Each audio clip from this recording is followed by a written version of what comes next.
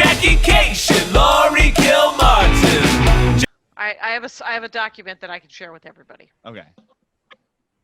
I don't want to see the document. You don't want to be shared? You don't want a document shared with you? You're not wrong. It is an irritant whenever anyone says, can I share a Google Doc with you? I'm like, absolutely not. Okay, yeah, sure. Go ahead. Hi, how's it going?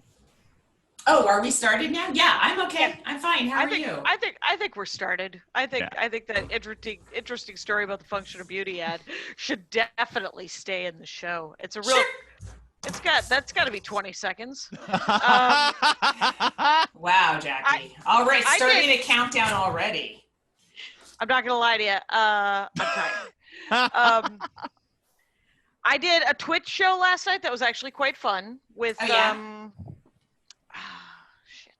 Twitch is when you do it on Zoom, but it gets pushed out to Twitch, and you can follow along on Twitch if you have to mute one of the audios so you don't have two shows playing. But people are chatting with you because they don't know you're not exactly on Twitch. So it's the weird thing is sometimes it can be fun. Sometimes this was literally, it was actually an okay show because I worked on bits that I haven't worked on in a couple of weeks, so I needed to run lines anyway, Laurie. But it was on SteamYard. It was one of those. So SteamYard I to think Twitch. I did SteamYard once. Was that with Westside in New York? No, it's what the heck? Literally. Westside had some. I remember the name of the show. The name of the show was Pop and Chat, and what it was is you would drink a soda, do a set, and then chat about what kind of soda you were drinking. It is literally the tiniest of all themed comedy shows. So I was fine with it. I got to do 15. That is super niche. Yeah, super niche. And I have for some reason I've been off of soda for a couple of years, but when we went into lockdown, I ordered some soda just in case. And so I ordered, and this is probably 2 months ago, I ordered Diet Coke, and they were out of regular size cans, so I got minis. The guy substituted 2 12-packs of minis, so I drank like 4 minis. Anyway, but here's the point of SteamYard push to Twitch. Zoom push to Twitch is better only because everybody's in Zoom. In SteamYard, you're all backstage. You're backstage. You can hear other comics, but they can't hear you laugh. And you can't hear them laugh. It's just, you're just on the screen alone. But you can see the chat. Okay. Let's just discuss the heartbreak that happens when you realize you're doing a show where you have to be the audience as well. Like you're like, oh, I'm up first on this one, boing out of here, but they need people to stick around because it's being pushed to Twitch. Weirdly enough, everybody hung out. Like Pat Sievert, who's a guy I worked with in Michigan, he was on that show, and Barrett didn't even get to say hi to him because we were backstage separate. It's backstage on SteamYard, everyone's separate.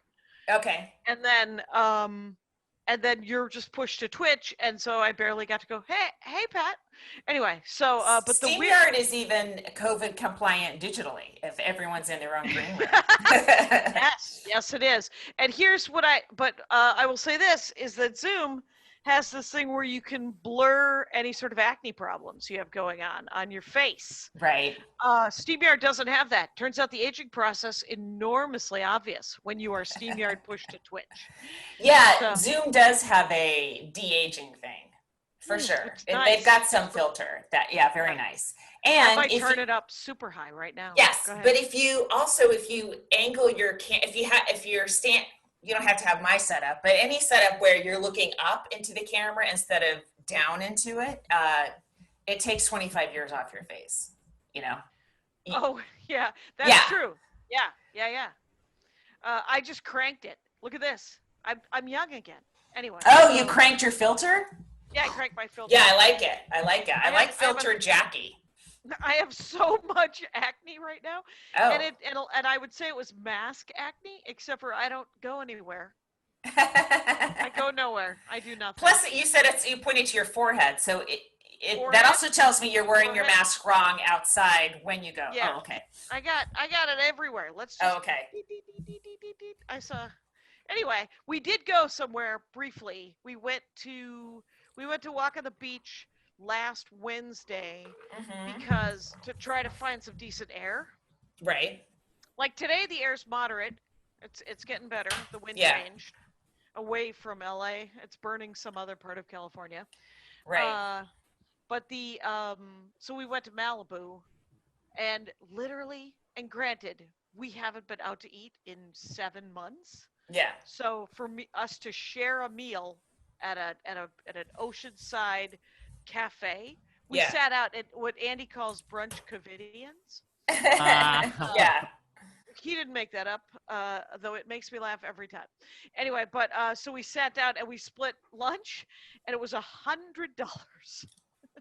Wow. That's how they're going to stay in business. I was wondering, how much is a comedy club going to cost? It's going to be $100 ticket because you got to cover the 5 people that can't be there because you're there. Right. And you have to buy 5 tickets, and then I remember I did that horrible Albuquerque gig where it was $7 to get in, and when I found out that it was a set, this was back in the early 2000s. At Laughs? Russ. Yeah. Russ Rivas, Laughs. Yeah. Yep. Mm-hmm. I know. And, I know your terrible experience. I believe it's literally my least favorite comedy experience in the world, and I've had several. You need to hit the archives if you want to hear the full story. Hit the archives, you guys. Feel free to avoid the election night, as I always say. But and then so it was a horrible day when Ruth Bader Ginsburg finally was allowed to die, and then we had an earthquake. Did you get that right when you went to bed? Did you get the big earthquake? Yes, I was. My dog. The dog was freaking out, and sure, it's my a son puppy. Grabbed the dog and dove under the table that my mother died on, and they were safe. And I went outside to check it out. I was gonna. It's California born and bred. Earthquake to calm down, and scaring my dog and family. I go grocery shopping, every week, and so I was leaving this Pavilion grocery store, and there's a Denny's nearby, and the Denny's has outdoor dining, and I can't imagine a worse way to get COVID than by dining at a Denny's. I'd rather go to a Brian Callan show and get COVID from the headliner. I am so fucking over all of the chains that don't book us are booking Brian Callan, and you're like, I'm tired of being traumatized by shitty male comics' careers. And because also there's a bajillion great male comics that aren't rapists and don't perform when they have COVID and fist bump their audience afterwards. There's tons of them, and they'll work. Right. If you are looking for a straight white guy, there are plenty of very, very funny straight white guys who could probably be convinced to even work in COVID. Right? I love that you say if you're looking for a straight white guy. That's the only those two bookers in particular seem to have heat-seeking missiles that only go to straight. It was 3. It was 3. Well, it's helium. It's gross-minted helium. And it's I forget Adam, the name. What's his face? At Tacoma. Tacoma, Spokane, and Appleton. And then it's Aaron and at the Improv. Is that Aaron that books that? Yeah. Oh. To my knowledge. I mean, although I think that Robert guy was doing it for a long time. So I know she's tried to get me in several times. She's literally, she is done what she's done as much as she can. So I don't think it's her. I would guess it's the male, the male of the two that you just described that is bringing the rapist Hartman back. Or something. Yeah.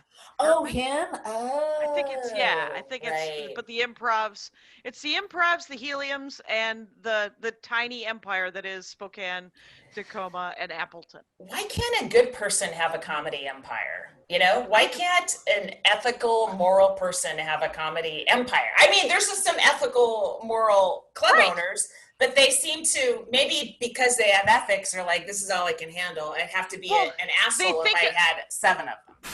Right. Well, they think about expanding, and then they're like, well, then maybe I wouldn't be able to run it justly. Maybe that's what they're thinking. Maybe We too don't much know. work. I don't know. I don't always like to run a club, and I will never know. I refuse to be part of that part of the industry. Let But me knock it on is wood for you. it all of a sudden he popped up all over my timeline, right? And in chats. Yeah, which is also rude. Oh, can I have a week without going, what the fuck is wrong with people? How could he, okay, he has an audience Sure. you will make money on that show if you're a club owner. I get it. Yeah. Okay. I guess I get it. But I get it. would you, this is your club. You hired people. Do you want to knowingly put a rapist around these people that you hired and you ostensibly like? Essentially, you have to say to your wait staff, is it okay? If you don't want to work, you don't have to. Which is saying, if you don't want to make money, you don't get to. Because I'm going to book this guy whether you want me to or not. I'm not going to give you a rape scale where you get extra money. They should be getting extra money if they work. Rape scale. Pardon me while I write that down. At the club when a rapist is headlining, because that's true. And I totally understand the women that would just be like, I don't want to be near this guy. I'm sure he's not going to rape anyone at the comedy club. I'm sure he'll rein it in that weekend. But do you just want to be around a rapist ever? I mean, I don't think men do either. Well, and the thing is you don't. It's not even. I mean, I don't. I assume. Like, do you want to go in the green room and be alone with them? No. Do you want to serve? Do you want to serve food to somebody raped somebody who looked just like you, who's a woman just like you? Do you want to bring crudités to a rapist? Right. We went to Costco. We suffered and went and got these taquitos from Costco. So no. What I'm saying is that if you're alone with them, that it's not only are they a rapist, they're a hack who's going to say shitty things to you about how they're not being convicted of rape. Maybe. I don't know. You can't, if you start weird shit. Jackie, if you start marching against the hacks, they're going to start coming for us. So let's leave hack off the table. But listen, this guy also had COVID and performed in Texas during a COVID surge. That is so immoral. I can't fathom it. And the last 7 months of his career have been incredibly shitty. But the other thing is well, if you have COVID, maybe you can't get it again. Maybe, but they say the longest amount is 3 months that you get a grace period before you're eligible for COVID again. So it's been 3 months, or it will have been by the time he starts working these rooms. So not only do we know this guy can get COVID, I mean, he's vulnerable in that way, right? So he could get it again, and he obviously wouldn't give a shit about spreading it. Because he didn't before. Right. And I'm wondering, legally, how can a club owner, could any employee sue a club owner for knowingly bringing a rapist into the workplace, right? Is that, or do nightclubs just not count as a work? I'm used to thinking of them as not a workplace, because I think of an office as a workplace. That's why you like them. As a comic, you're like, there are no rules. In a way, that's a relief, but there needs to be a couple rules. like don't hire a rapist. That maybe, even if that's the only rule in a comedy club, it doesn't make it like it's you're working for Dunder Mifflin. You know what I'm saying? Interesting choice. Interesting go-to. I have to say, my son just started watching The Office, so that will be my go-to for about a year.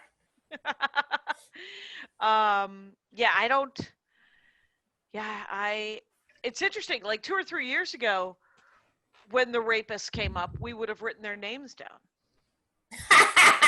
because But now 3 years later, we're like, oh, fuck it. And you're at this point, we're like, that guy had COVID, gave it to people, and now might be giving it to more people. So fuck him doubly. So I approve. Yeah, for sure. It's astonishing that two major chain owners don't give a shit about that. It's really, and because didn't three. Okay. Yeah.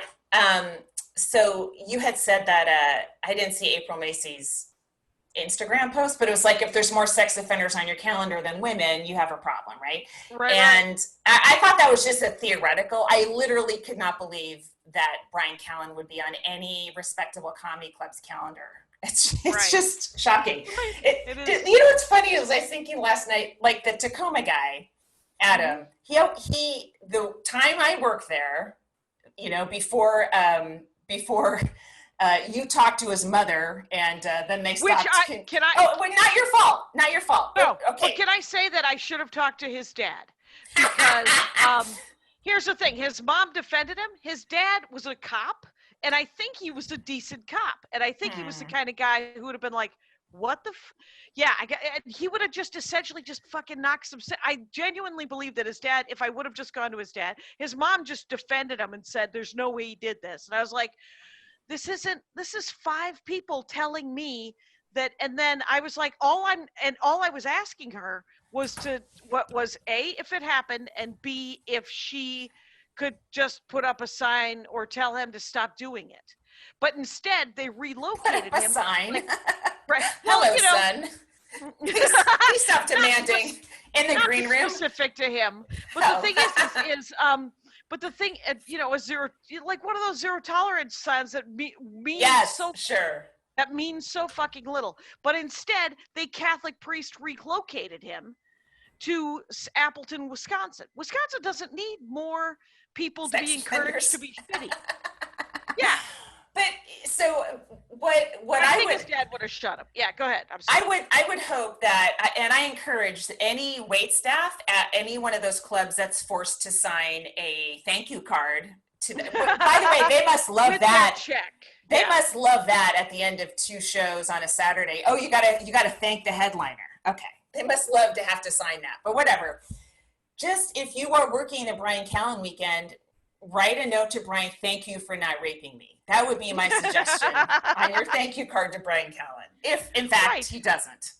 Right. If he doesn't, or if he doesn't just slap your ass as you go by or grope you or some fucking thing. I don't know what he does. I barely know the guy, but I know what I read in the LA Times. The guy. Right. And all I know is that every clip of his stand-up I've seen, I'm like, I see what he's doing. Okay, so remember last week when I told you I read aloud from the article? My friend sent me the article from the 90s. Which article? Remember that article? Oh, yeah. About you in an aspect. She sent me the hard copy with another letter that I wrote her 2 weeks after I moved here. So, by the way, in 1997, she didn't have a computer. I had to email her friend Lisa and say, print this and hand it to TJ. Okay. So this is from January 25th, 1997, 2 weeks after I moved here. What is happening with my hair? I don't know. I'm obsessed with it. I don't even know what you've said for the last 4 minutes. I'm literally thinking of shaving my head. I think it'll all come in stone cold white. Oh yeah, you got to be careful. Slightly panicked. Hang on to what you have. That's my theory on hair. Like, you know what? It'll get thin one day, but while it's thick, I'm fucking having it all over the place. Right. So, I moved from Minneapolis to LA, and I'm there 2 weeks. I'm living with Jennifer McLean. Used to stand up, went into documentaries, married to a head writer of some fucking thing. She's a delight. She's a good friend of mine. Anyway, whatever. So I'm living in a studio apartment with Jennifer McLean, and we go to comedy stages almost every night. That's the coolest. Last night we went to one called Orchids and Onions. Yeah. Named after some woman's college sorority. Sometimes it's whatever. But it's and I said this, it's an alternative stage, which is comedy, but not so jokety joke, not so tight.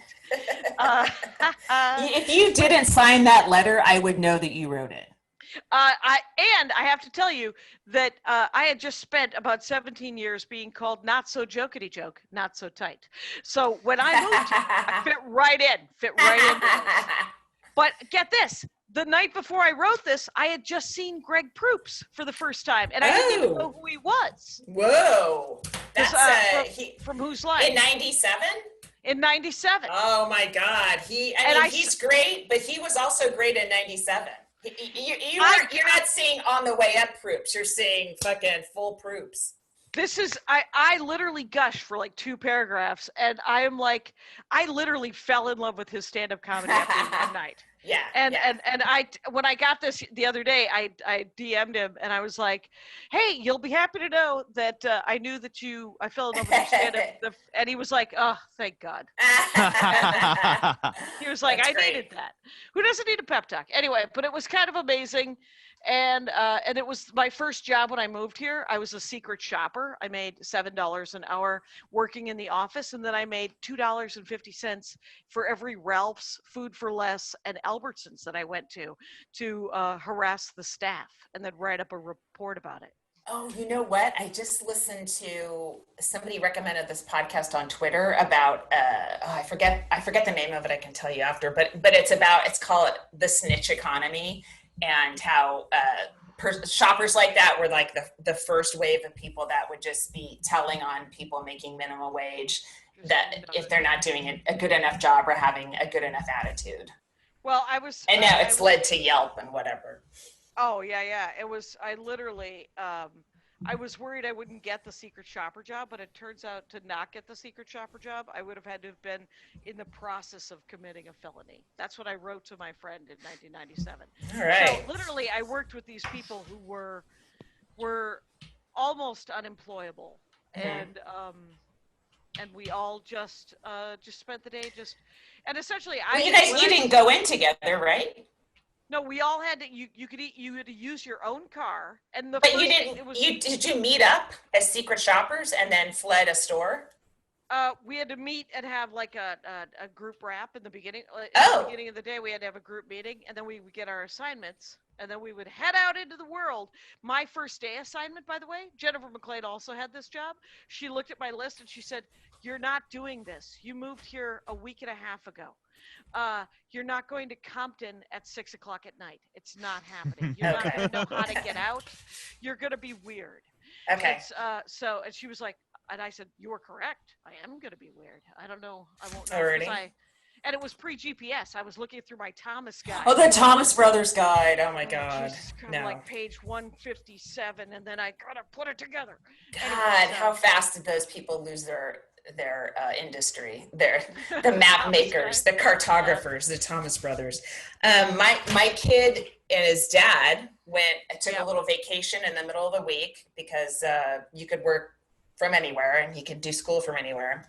So they went near the border at an Airbnb, and they were Border Patrol was called on them and visited them at the Airbnb to ask what they were doing. Why did they go there? Wait, you're blaming? No. I'm wondering why Because chose that place. Is because I know he's a button pusher, but that seems excessive. Wait, what? Why did he go to the border? Why did he go near the border on holiday? Because it's pretty. I mean, Jackie, any American citizen should be able to vacation at an Airbnb near the border. It's very clean air. There's nothing happening there. It's beautiful desert territory. But the thing is there's other ways to go is what I was thinking. But you said that he went to the border like that was a destination. He went there on purpose. That's what I thought you were saying. Okay. No, they got an Airbnb that was near the border. And then the Border Patrol was called on them because they happen to be brown. By two white women. This is because they didn't see anyone but two white women. And then, hours later, a Border Patrol agent kind of meandered and started talking to my son about aliens, use the word alien. Like, I think my kid actually thought he meant space people for a little bit. Sure. Yeah. Did he let him in on his manga and anime? No, but I mean, I was like, holy shit, that's way to create somebody that hates you, people in uniform. You know what I mean? Yeah. Oh, yeah. There's right. We keep hearing about these decent cops. Here's what I would love for decent cops to do: speak up about your shitty cops and stop racing comedy club owners. and we're willing to eviscerate Callan or whatever his name is. Callahan, what's his name? Callan. Callan. Okay. Yeah, Whatever. Yeah, it makes you. It makes you start just grading how bad the various male comics are with their sexual predatory behavior, Yeah. And you're like, all right, Louis, he's probably never going to do that again, right? Even though he hasn't learned a lesson comedically in terms of how he talks about it comedically, like how we all thought that he would do it. I doubt he's going to engage in that behavior again. Disagree. Really? I think he has been encouraged. It's sort of like right, by getting away with it, he is subversively encouraged, and more people who want him to do shit like that are now his fans. Oh, sure, but then he's being encouraged. But it's consensual then. If it's his fans, it's consensual. No, his fans encouraging him to do shit like that. Right, but women, not to them, to women. Okay, yeah, But I mean, like I guess some we'll sort find of out. douchey bro-y thing where they're just like, well, clearly it's okay. People are wrong. I do get to do this. This is funny. I don't think it's clearly okay. I think the backlash was huge, and it's not clearly okay. It's clearly not okay. That's my opinion. The weird thing is that they are like, I'm kidding.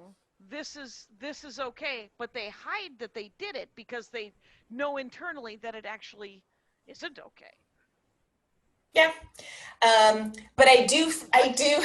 I'm not sure. You're like, we might not agree, but I do. Like, I was like, oh, and okay, D'Elia is exposing himself. That's part of me is like, oh, that okay, right? Because we've been exposed to, right?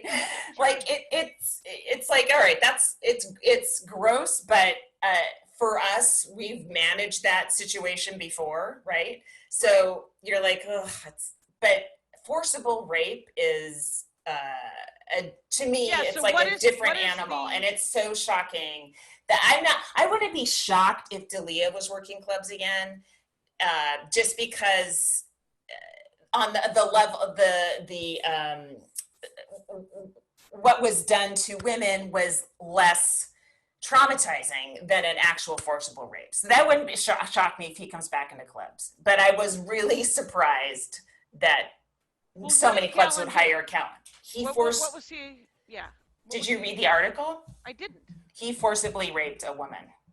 At a club or just I don't think it was at a club. It was someone he knew through her father, but yeah. Oh, God. Mm-hmm. Wait, her father helped him? No. Her father was, I think, in show. I don't remember everything correctly, but her father didn't help Callan rape. she didn't say anything, as we all do. A great dad. He sounds like a great dad. He didn't help. That's awesome. No. Jackie, he didn't know because she didn't tell her dad. Don't confuse him with the dad of the girl who helped Jeffrey Ross groom his own daughter. That guy is a massive, massive piece of shit. Right, because that guy is but remember, this guy who is working, I put in the chat. I don't know that guy, but I have heard of that guy. That's the guy who was actually arrested for attempted rape and kept jamming and according to his own account to the police report, was shoving his dick in her face going, just suck it. And he's like, you're just a waitress. I'm a comic. You should be happy I'm interested in you, which is the hackiest rape line I've ever heard in my life. Oh my God. And, but look, you got to be a better comic to get away with that shit. Right? Right. That's been proven. You have to at least be on Rogan. No, you have to have a show on FX before that stuff happens. You get away with that. Whatever. It's another week of nonsense that we have to address. Yes, but right. The other thing is whatever remedies are for this. I don't even know what they are anymore because I don't even know what the business is anymore. Obviously these clubs that are doing 1/3 of the audience, I don't know how that's, unless they were making so much money that they actually can break even on 1/3. I don't know how they keep going, because the person in charge has Trump has fucked this up so badly and fucked up any possibility of a turnaround because half the country doesn't think masks are necessary. No one trusts the CDC anymore. You know, if the CDC were to tell me a vaccine was ready, I'd be like, I don't think so. I know that you let him and his operatives tamper with your site, so you're not a source. When Germany says it's a good vaccine, I'm in, okay? 4 months ago, they were saying that I kept meeting people who are like, well, when the vaccine comes out, I'll test it. And in the last couple of weeks, I'm like, no, actually, I wouldn't be. You shouldn't test a vaccine. That's why we have, unfortunately, animals to do it for us, because sometimes they give you a live version of the actual virus. It's diminished greatly in its potency, and that's what creates the antibodies, right? So you yourself shouldn't test a vaccine. Unfortunately, let lab animals do that for you. You see that? I have to change the subject. Okay. We could actually take a break, probably. Yeah, let's do that. And Club Comic of the Week too. Mm-hmm. Yeah, let's do Comic of the Week. It's Sierra Katow. Sierra Katow, who I saw last night on that Twitch show, Pop and Chat, and she was really funny. And she's got a bunch of writing gigs now, but she was on Last Comic Standing, Carson Daly.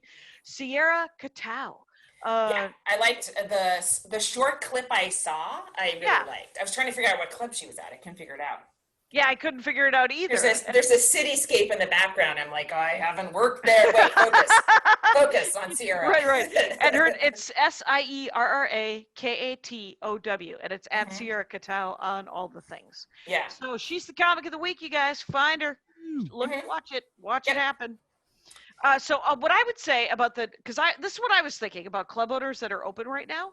Yeah. Maybe they're like comics. Like if you think about it, the guy, my brain is Jared, so fucked up. Bloomington. No.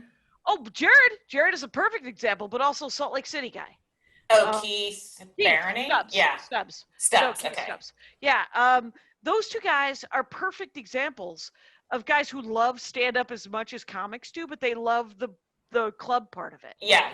And I think that they are just like, I don't care if it doesn't make any money. I need to watch and be around stand-up comedy. If you had a club, wouldn't you love to have Brian Regan do 5 shows in it in front of a small audience? I mean, amazing. Yeah. Yes. Yeah. I can see that for sure. Yeah. Yeah. So I think that's another breed that I mean, and those are the club owners that I kind of like the best, which is a breed that hasn't booked me in 3 years. But my number one concern is that the clubs that book me don't go out of business.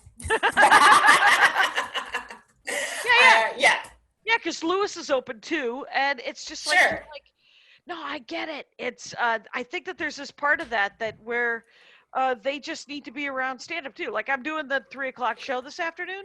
Yeah. And I have to work on a chunk that I haven't worked on in a couple of weeks, and I'm also trying to talk to 800 Pound Gorilla about recording my album now. I'm talking on Monday about where we're going to do it, and we might do it in December or January. Wow. So what are your thoughts? At a club. Yeah. A la Acme or something? Yeah. You've done a lot at Acme though. Would you? I've done every just because you've had that red curtain behind you on every, maybe just if you go Acme, maybe do a different curtain so it doesn't look just like, I'm serious, just so it looks different. Oh, no, well, I don't know that we're going to film it, but okay. But I've done every album at Acme, and there's part of me that wants to do my album at Acme. Of course. I've done both of mine at the Punchline. Yeah, and I just, but the thing is it's also, he's talking about this, Dan's talking about December or January. Maybe Lewis has booked December and January. So I see, right. Why don't I calm down? But I will say that, so I'm doing the 3:00 show, and I invited both you guys to do guest sets and just work-ins, right? Just, do 3 to 5, whatever you're working on. No problem. Because I want to hang out. I literally miss just hanging out. Yeah. With comics and watching people, and literally 3 to 5 is all I want to watch if anybody else is standing. How long are you doing? I'm gonna do an hour and a half. Okay, I can't watch an hour and a half. You understand? You got to bail. Okay, bail. I'm not doing an hour and a half, by the way. Okay. But I'm kidding. No, you guys. Everyone I asked, because I asked Solomon Giorgio, Aaron Foley's gonna do a set. Cool. Gonna do a set.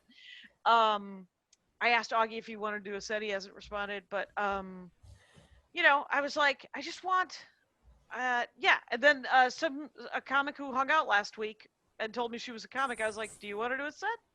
And she does. It turns out. So her name's Ashley. I can't remember, I can't remember her last name, but she's nice. There's not many women named Ashley, so I think I know who you're talking about. You know exactly. So yeah. Okay, so I was thrust into deep despair and nostalgia this week. Yeah. Because my parents' house is for sale. Oh. So my mom sold it in 2016, and the people she sold it to are selling it again. And they did a lot of work on the house, and it looks gorgeous. And they gave my mom the kitchen that they gave themselves a kitchen that my mom would have loved. Oh, really? Yeah. So you're not sad that they redid it at all? No, I mean, we did a little bit. We just took it from former hoarding house to presentable. That's just the thing that made me kind of sad was as soon as they moved in, they ripped out all the shit we upgraded. Because we didn't upgrade it with like quartz, you know, or whatever. It was just like a different countertop that was a little bit better. When did you guys live there?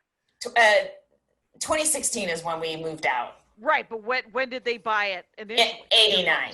In 1989. Yeah, and did not change the carpet. Even when we were replacing the carpet that was almost 30 years old, my mom was like, "But it's still good." I'm like, "No, Mom, please, you gotta let it go." Where did you guys live, like from 65 to 89? The place we lived in was also in Walnut Creek, but it was in an unincorporated area of Walnut Creek, and it was the Boons. Well, no, it wasn't. It was right near a BART station, and it was that area was allowed to be raised and condos put there. So okay. They cut down like a 200-year-old oak tree. The whole neighborhood tried every single thing to not have an entire cul-de-sac mowed down and replaced with condos that were supposedly it was like that. The developer was going to put in low-income housing and then condos, and of course they never do that. Their low income isn't low income. So even their altruistic lying reason for doing it wasn't good enough. It was just a cash grab for the Board of Supervisors, Sonny McPeak. Who cares about this shit? I'm still angry. I just know that my dad was highly stressed out about it. And was he? And everyone acts like eminent domain is like a cash grab. It's not. I mean, they give as little as possible to a homeowner via eminent domain, whatever they can get away with, right? You just get an appraiser to go, well, this house is worth this much, and they don't have any way to argue it. So whatever. But was that the childhood of your childhood? Yes, that was my childhood home. And then my second childhood, which is when I moved back in with my parents and did stand up based on our house, was 89 to 99, I guess. Okay. And then, so many of my memories are at this place anyway. The kitchen looks gorgeous. We took out the shitty carpet, put in a new shitty carpet, but it was new. It wasn't great, but it looked better than open because it didn't have hardwood floors. It was just like open to the bottom of the house or something, or to the ground. So they immediately ripped that up and put in hardwoods, and it's gleaming. It's gleaming, and. They kept a lot of stuff that my dad put in, trees and all that stuff, and I was so grateful that they didn't take it all out. Landscaping wise, did they? Yeah, and there's things you recognize, and then there's when there was the shitty upstairs bathroom that they just left exactly as is. I was like, it's still awful, yay! So I wish I could buy it back, but that's just not right. I think it's got to have gone up exponentially. It went up. It went up $250,000 in 4 years. How many bedrooms? How many baths? 4 bedrooms, 3 bath. Wow, that's huge. Yeah. It's I was looking at my childhood, or my second childhood, from when I was 8 till when I was 18. Home was where we had they're tiny. My dad was one to cut down all of the trees in the yard. Oh my God! I was like, "What are you doing, man?" Oh my God. Right there was this beautiful crabapple tree. He was like, I don't like it. And Ugh. he left these 2 pine trees that ended up being probably 14 stories tall Oh my and a God. danger to every other house around it. And so I think they removed those they had to for safety reasons about 10 years. Oh, that's a heartbreaker. But and one of the trees, there was an apple tree that when we first moved in that got hit by lightning and had to be taken down. Mm-hmm. Then he took down this other tree that didn't have to be taken down, and then he left the currant bush. We had a bush that had currants on it, and he took that. Oh, I thought I don't know what a currant is. A currant is like it's they're usually dried at Whole Foods now, Okay. but they're like raisins. Okay. Whatever, but they're Yeah. more sour. Okay. Anyway, but the good thing about our yard when I was a kid was that it made a really nice tiny football field for when us and the neighbor kids would play. We could play football because it was long and narrow. Oh. Yeah, All right. It's a great story.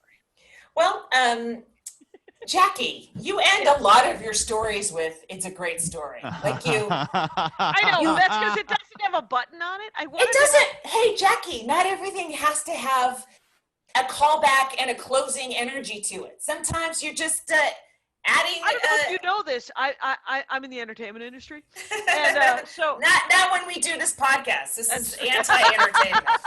Fair enough. Okay, so this week I redid my my vision board that Ron Funches including, and all it is essentially just a storyboard. Wait, what did Ron Funches do? He encouraged me to do it. On a podcast? His podcast. Yeah, on his All right, podcast. I started listening to one with you and Ted that you did Ted's and I did do Ted. Yeah. Yeah. It was good. It was intense. Yeah. Yeah, I'm only halfway in. Okay. But I'll listen to the Funches one. Yeah. Yeah, and and Maria's Bamford's been encouraging me to do a vision board for 1,000 years. So I did the vision board, and good things happened, right? I redid it, and on it is this, like, I want to do more voiceover stuff. Like I had put on it, and then I redid it, and that I wanted to do, and so I got to do Sam Tallent's voice. I got to do a voiceover for his book. I read an audiobook, a chapter of that, and then I just got asked to do. I'm doing a radio play where I play a character, 6 episodes, and it pays, and I'm so essentially you just got to sort of think. You got to put whatever you put your attention on, supposedly. You might get results. Can you take a picture of your vision board, but you don't blur out all your dreams and just let me see what it looks like? Yeah, the crazy thing about vision, I was talking to, I forget, I think it was Ron, but I think I was talking to somebody where I was like, while I was doing it, I was really mad at myself as I'm like putting these things on it, and I was kind of crying and just kind of being a baby about it. And Ron's like, no. That's because emotionally you don't want to admit that you want these things. And I was like, yeah, the fact that I put that I want a fucking horse, yeah, where am I going to put that? Anyway, so, but like literally I'm emotionally going, you can't ever have a sailboat, but put it on your vision board because you want a sailboat. And Really? Yeah. Just put it on and it might happen. Is it a cork board? No, it's tag board. Andy had a piece of tag board because I don't know what tag board is. It's just a white... Oh, it's like a construction paper? It's foam core. Oh, okay. Yeah. And it's got like pictures of my family on it. Aww. And lists of shit that I want. Someone on the Patreon, you guys, you could freeze it and read all the things that I want. And that's okay. Feel free to give me them. Because the thing is now that I've cried over it, I'm like, fine. The emotions are out there. Fuck you if you want to make fun of me about it. See, that's good. That's forward thinking. I feel like I'm very stuck in the past right now. And, I cannot stop. I downloaded all the pictures of the house. Right. And I also had downloaded them from 2016. So I'm like, why am I doing this? Just looking at pictures from the same point of view and seeing what changed. And I mean, and then going back, just grabbing any pictures of the house when it was totally shitty looking because that's all I mostly remember, you know? Right, Just, right. why am I Well, marinating in this, Jackie? I think because you're in the first 3 months of someone incredibly important in your life passing away. So, I mean, the thing is that's why they give everybody a fucking year. That's why you're supposed to mourn for a year, because it takes that long for you get to be sad, you get to be mad, you get to just sort of be lonely about it for a year and just go. And even as complicated as the relationship with your mom was, and whose relationship with their mother isn't complicated? Exactly. Yeah, There's right? not a single daughter out there. And I mean, Even if you're a daughter with an uncomplicated relationship with your mother, I don't know you. well, You can't you even come to my probably show. you Stay probably home. have a complicated relationship with your dad, right? I mean, it's No, he's perfect. oh God. Yeah, my dad, what I was oh, I know. So I ordered some groceries, and for the first 3 months of quarantine, I was ordering groceries for my dad. And my brother Russ was like, set up an Instacart with Cub Foods or with whatever in Yeah, and have them that's a deliver good him idea. pudding and hot dogs or whatever the hell he wants to live on. And so I did that. And then I was like, oh, could I get Ralph's to deliver my groceries? Because I don't want to go to. And so now I'm kind of addicted to not going to the grocery store. How do they pick your apples right? That's what I mean, I need to be there. I need to touch every apple and every peach. I'm very picky about, I mean, not peach, nectarines. And if it's the least bit pushy, I can't, I won't eat it. Produce is hard. I go to the farm stand for Okay. produce. And though I am willing to let them pick bananas. Yeah, that's fine. Yeah. They'll either be ripe, eat them now, or green. I guess I'll eat them in 4 days. Yeah, bananas are okay. Yeah, and but anyway, my dad's name and phone number, unless is still on the Instacart thing. So sometimes I forget to change the phone number to my phone number. So I'll get a call going, "Hey, Instacart just texted me. Robert has started shopping for you." And I was like, "Oh, great." And he's like, "Should I cancel it?" And I'm like, "You're hilarious. Shut up." And I was like, "Leave it go." And so. Well, yeah. My I wouldn't. I just adored my dad, and then my mom was complicated, and then Ruth Bader Ginsburg died, and I was like, she's older than my mom. Like sometimes I would give my mom the excuse of, well, she was born in a certain era, and women were a certain way. Most women were in that era, and Ruth Bader Ginsburg wasn't. But she also had parents that probably I forget her upbringing, but I'm guessing parents who respected her brain, didn't tell her to shut up, didn't tell her your head's what did my grandpa, your head's nothing more than a hat rack all the time. Just stuff where obviously my mom wasn't valued in the way that she needed to be, and she refused to have opinions that weren't my dad's, right? Yeah. So even after my dad I could have argued with Trump. My mom, she just is like, I'm a Republican, and that's that. It's settled. Your dad supported that guy, so I guess I knee-jerk support that guy because that's how she was raised. She just didn't. Yeah. She never had her own opinion, and to be a woman, a female raised by a woman who is afraid to venture out of a certain opinion circle is incredibly frustrating. It makes you go, what's in you? And how do I express an opinion? Because as far as I see, women aren't supposed to. That's what I'm being raised by. Of course, I see differently in my life. Right. But it was so hard. You're lucky for stand-up comedy. I mean, stand-up comedy, I think, saved my life. I know that for sure. Yes. Mm-hmm. But in different ways, right? Yeah. I mean, when your father died, your mom essentially went into amber. Like she became crystallized. Yes. With all of his opinions from that month. From 2014. And you're like, you're going to live like that for 6 years? That's ridiculous. And yet that's her jam, right? That was her. And so, Ruth Bader Ginsburg, on the other hand, helped us get all the things, right? Yeah, I mean, she wasn't credit perfect. Cards, right? No, of course not. But for women, I mean, Did you watch Mrs. America? I didn't finish it. I supposedly in the first 10 minutes of Mrs. America, Phyllis Schlafly has to get her husband to co-sign her credit card. Yeah. And then she spends the rest of her career saying that feminism isn't needed. I know. So, yeah, awful. Yeah, the other thing is Gloria Steinem's exactly the age of my mom, and I'm like, how did these two women? How were they born at almost the exact same time, and have so many? How did my mom not? Like, I kept thinking, oh, feminism, it just missed my mom because of when she was born, but it didn't. Nope, it did not. And I'll tell you something. She ducked when it came at her. She ducked. She bobs, she weaves. She hid behind my dad. She had pretty good footwork. Well, it's weird. It's one thing where I have a dad that was saying, you can do anything. You're so smart. You're brilliant. You can do anything. And I had a mom who was afraid to have an opinion and discuss politics. Right, Like, because your dad had daughters. but Your mom had daughters. They're different people.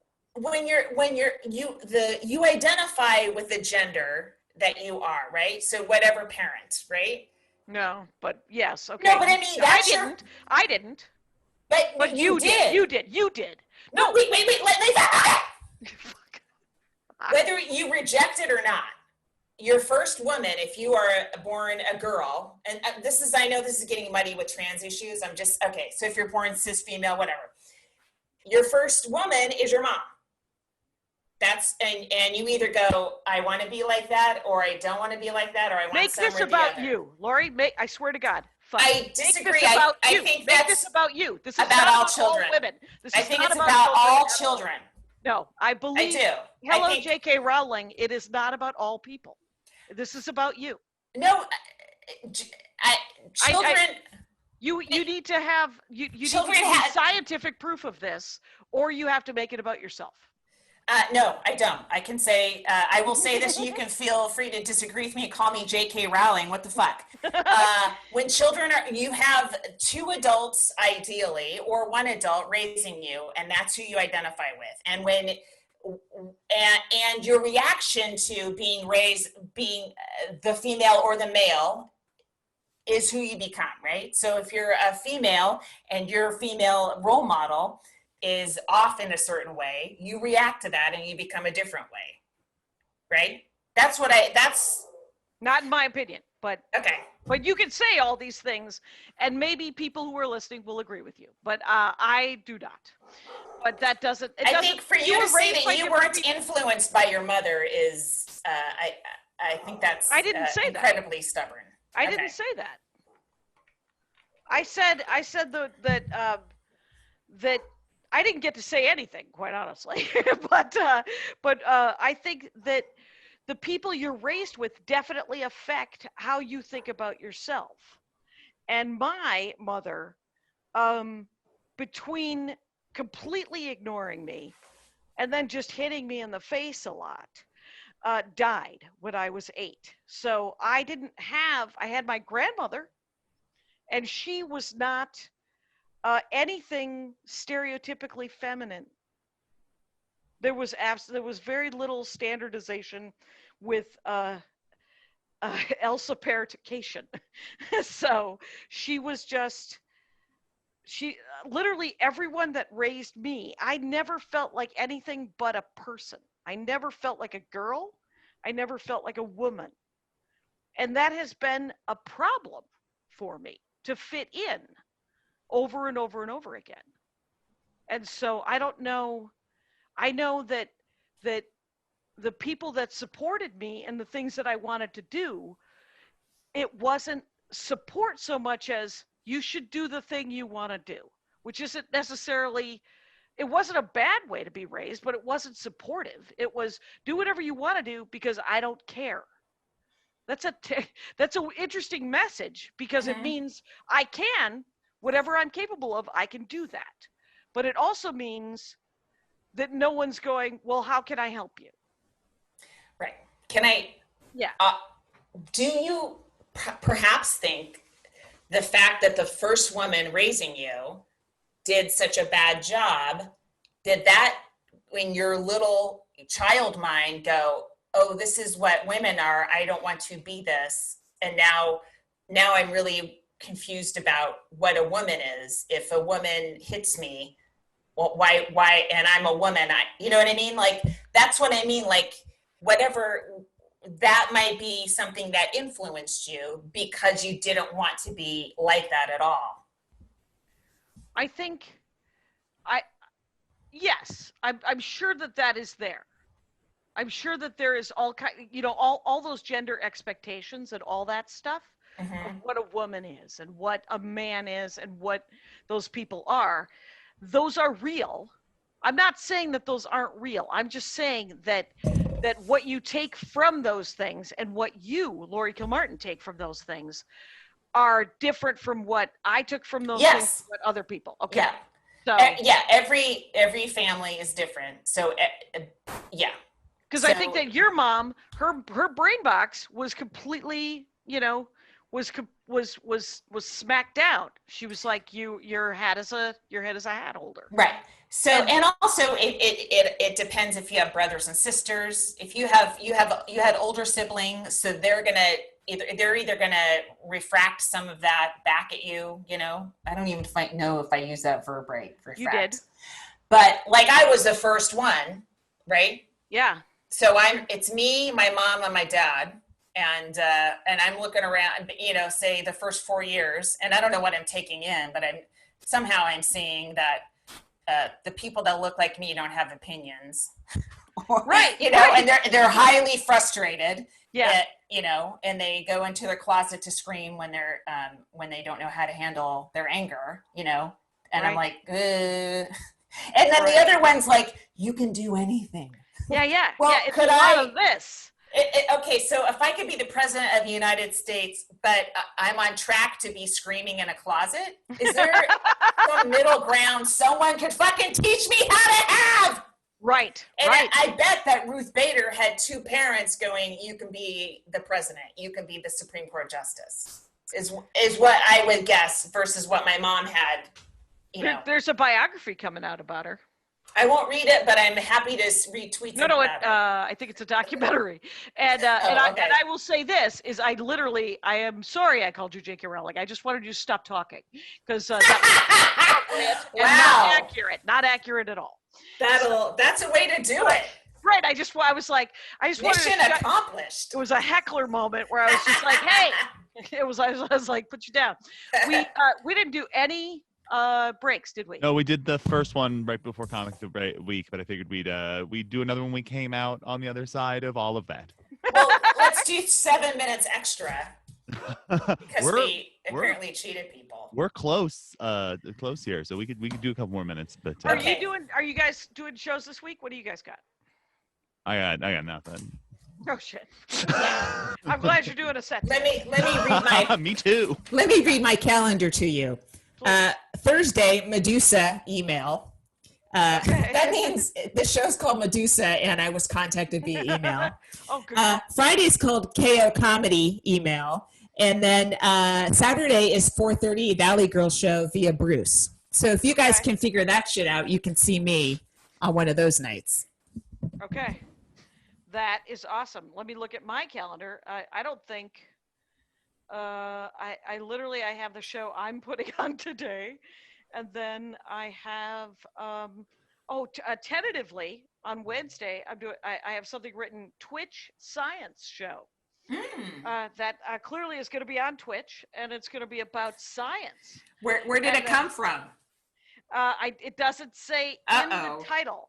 And then, but I only do things via email. Okay. Because otherwise they never make it into my book, and then I don't show up.